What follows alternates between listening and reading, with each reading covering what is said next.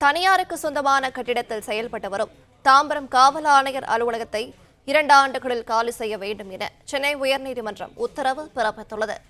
விவரங்களை தருகிறார் செய்தியாளர் ஆனந்த். ஆனந்த், வணக்கம். விவரங்களை சொல்லலாம். வணக்கம்.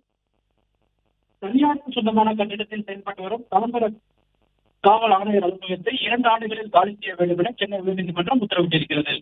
தாம்பரம் காவல் ஆணையர் அலுவலகத்தை காலி செய்ய கட்டிடத்தை ஒப்படைக்க வேண்டும் என கோரி அதன் உரிமையாளர்கள் சென்னை உயர்நீதிமன்றத்தில் மனு தாக்கல் செய்தனர். அந்த மனுவில் மாதம் 10,14,000 ரூபாய் வாடகை நிர்ணயித்த நிலையில் கடந்த 2022ஆம் ஆண்டு ஜனவரி முதல் வாடகை மற்றும் குத்தகை ஒப்பந்தத்தில் கையெழுத்திட்டதாகவும், ஆனால் அரசு தன்னிச்சையாக 6,08,000 ரூபாய் என வாடகையை குறைத்ததாகவும், இதனால் மாதம் 4 லட்சம் ரூபாய் இழப்பு ஏற்பட்டு வந்த நிலையில் உரிய வாடகை பாக்கியும் தரவில்லை, ஒப்பந்தம் முடிந்த பிறகும் அலுவலகத்தை காலி செய்யவில்லை என கோரி மனுவில் தெரிவித்திருந்தனர். இந்த வழக்கை நீதிபதி ஆனந்த் வெங்கடேஷ் முன்பாக விசாரணைக்கு வந்தது.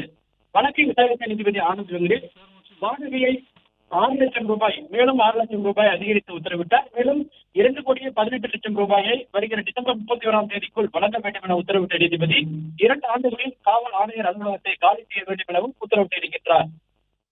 பிளே ஸ்டோர் மற்றும் ஆப் ஸ்டோரில் இருந்து பாலிமர் செயலியை QR கோடு மூலம் பதிவிறக்கம் செய்யுங்கள்.